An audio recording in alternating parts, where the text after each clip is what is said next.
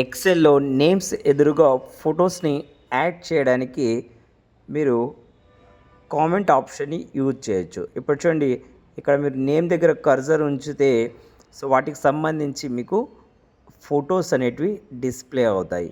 ఇలా మీరు ఫొటోస్‌ని నేమ్స్ ఎదురుగా యాడ్ చేసి వాళ్ళని ఈజీగా ఐడెంటిఫై చేయొచ్చు.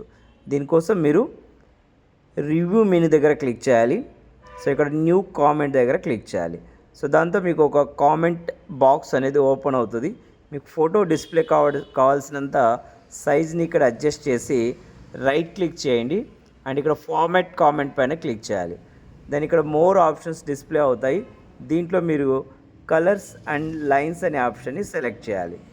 ఇక్కడ కలర్ ఆప్షన్లోకి వెళ్ళి ఫిల్ ఎఫెక్ట్స్ తీసుకోవాలి. మీరు పిక్చర్ ఇన్సర్ట్ చేయాలి కాబట్టి ఇక్కడ పిక్చర్ అనే ఆప్షన్ పైన క్లిక్ చేసి సెలెక్ట్ పిక్చర్ తీసుకోండి.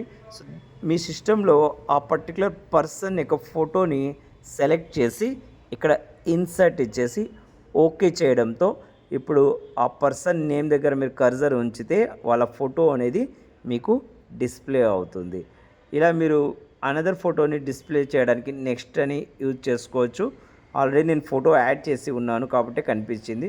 నెక్స్ట్ షో ఆల్ కామెంట్స్ అనేది క్లిక్ చేస్తే ఆ నేమ్స్ ఎదురుగా మీరు ఇన్సర్ట్ చేసిన ఫొటోస్ అన్నీ ఒక్కసారిగా డిస్ప్లే అవుతాయి. వాళ్ళని మీరు ఐడెంటిఫై చేయొచ్చు.